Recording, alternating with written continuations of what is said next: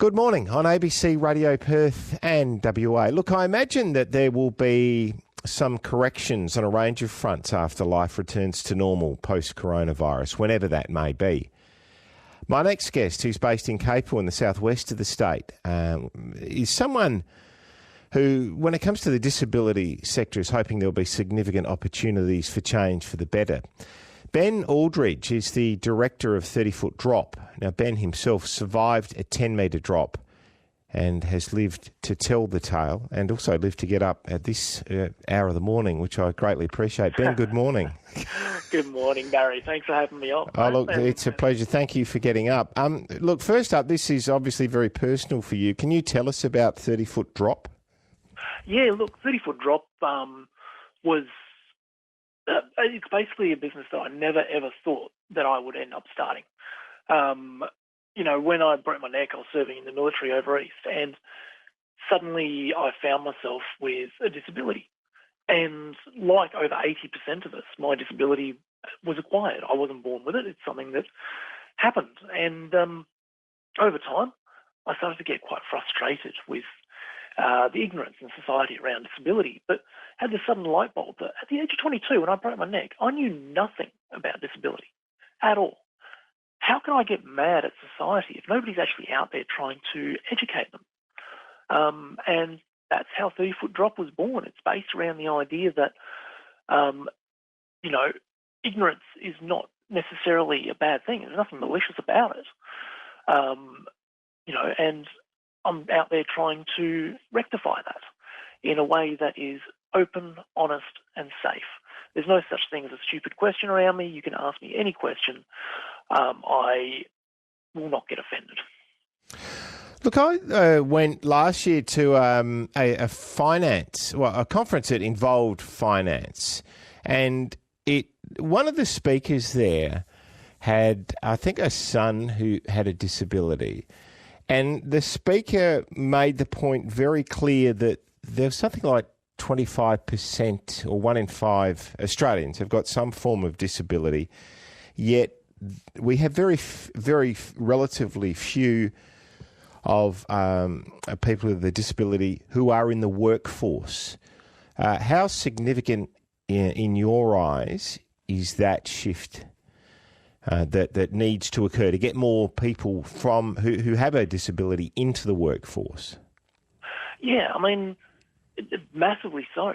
Employment for people with disability is often really hard because there are all these preconceived ideas about what we can and can't do. There seems to be this assumption that, for example, people with disability are only capable of doing your very basic jobs, which is completely not true. We're like everybody in society. We all have our own talents. We all have our own qualifications. We all have our own stories, what we're good at. So businesses are actually missing out on some really amazing employees. And especially when you take into consideration, it takes up to 10 times more job applications, for example, before we can actually land an interview, let alone a job. So suddenly people with disability are much more loyal and much more willing to actually go the extra mile to keep our jobs, because our jobs are a privilege, not a right. And often the barriers that are put into place are barriers that don't actually exist, but because of the preconceived ideas that are there, people just assume that that barrier is going to stop it completely without even giving us a chance in the first place. So it sounds like on all sides we need to get rid of assumptions here. That seems to be one of the themes that you've highlighted. Look, my guest on ABC Radio Perth and WA is Ben Aldridge, who is a disability awareness expert. He's the director of 30-foot drop, and he is talking to us this morning about what he hopes will happen in terms of corrections that might appear in the community or occur in the community as a result of a bit of reflection after this coronavirus period. Just to come to that, Ben, if I could, the disability sector, how has that been affected by the disruption that we've seen as a result of this COVID-19? Look, I'd never assume to talk on behalf of everybody with a disability because everybody's experience is unique. But I have noticed some trends. And the disability community, we've always been fairly well connected via the internet because it is our way of finding people that we normally wouldn't be able to otherwise because we tend to end up being isolated for various reasons that I'll get into in a second. But that connection means that I've been able to spot some trends. And one of the overall trends, the best way to describe our the overall sort of feeling in the community is it's exasperatingly positive. Some of the changes that have been occurring, because suddenly we're actually getting a lot of the flexibility and support that for decades we've been asking for. These changes and the support and the flexibility, they're essential. But we've been told repeatedly that they're not workable, and suddenly these are being implemented. They are. They're not only workable, they are absolutely fundamental. Exactly, and suddenly it's because everybody's, and I'm going to use this word. So suddenly everybody's disabled because we are unable to go into work. We are unable to go out and socialise like we normally do. We are unable to do a lot of the things that we normally do. And unfortunately, when you have a disability, because of the way society and infrastructure is set up, we do find ourselves unable or disabled from being able to actually access society. So, I mean, I've got some examples here of things that have been implemented that, people may not actually realise are being massive for us. Should we go through those? Absolutely. Yeah.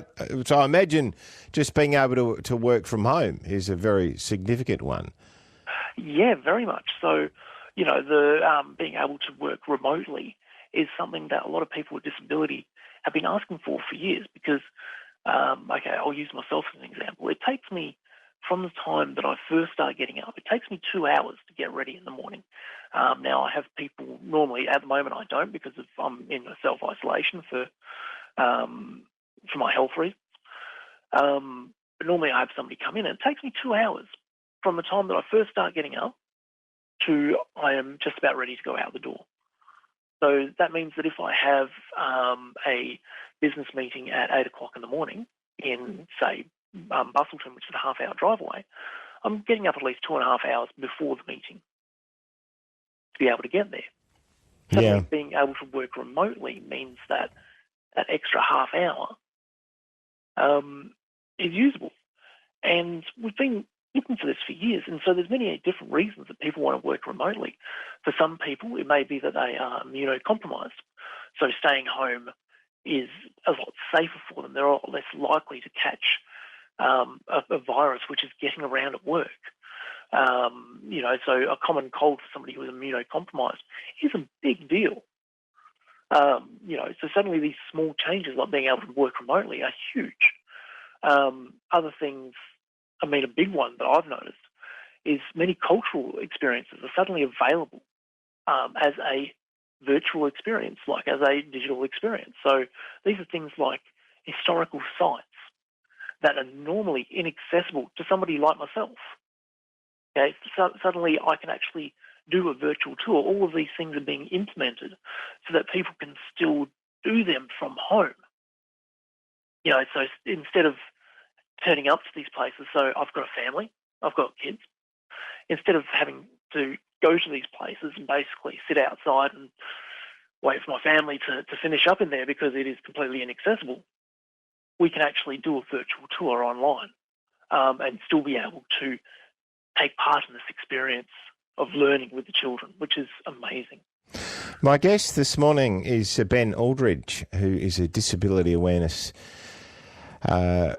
advocate. He also is the director of 30-Foot Drop, having survived a 10-metre drop himself.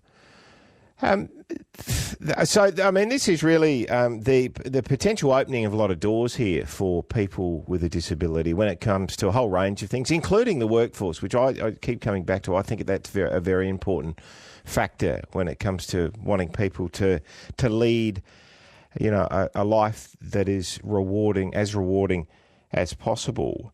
You mentioned there isolation. So this sort of sense of isolation for people with a disability, could you tell us a bit more about that and what you've noticed? Yeah, so how we've viewed the rest of the community and their reactions to having to self-isolate as a result of this virus has been one of amusement, because we often find ourselves having to isolate for various reasons. So for myself, after my accident, I went through a period of quite poor mental health. And as part of that, I isolated myself from the world. And I spent a lot of time inside. And during that time, I found ways of getting myself healthy again. So in some ways, people with disability have found this period easier because we're used to this. We're used to not being able to go out and do everything that the rest of society can, because not everything is accessible. And even if it is accessible, it is often not inclusive. We're not actually made to feel welcome. We're not made to feel like we're actually wanted to be there. You know, we get ignored, or people automatically assume that, you know, because I'm in a wheelchair, that I'm either hard of hearing or that I may have a intellectual processing issue, and so people talk loudly and slowly to me because I'm in a wheelchair. You know, these things, they make us feel very isolated from society. So suddenly when the rest of society is going through the same thing, it becomes quite an interesting lens. And that sort of comes back to the idea that, you know, we are exasperatingly positive about what's happening. Because suddenly people are being forced to things from our point of view, to have an experience of it. Change of perspective. Look, let's hope so. Let's hope that some eyes are opened and changes are made here, Ben, as a result. And as you say, assumptions are dropped. Thank you very much for getting up so early and being with us this morning, and good luck. Thank you for being with us. No, my absolute pleasure. Look, if anybody's interested, 30-foot drop on all the social media platforms. And we're currently running webinars aimed at business owners around how you as a business can come out of this particular lockdown period with up to 20% more customers.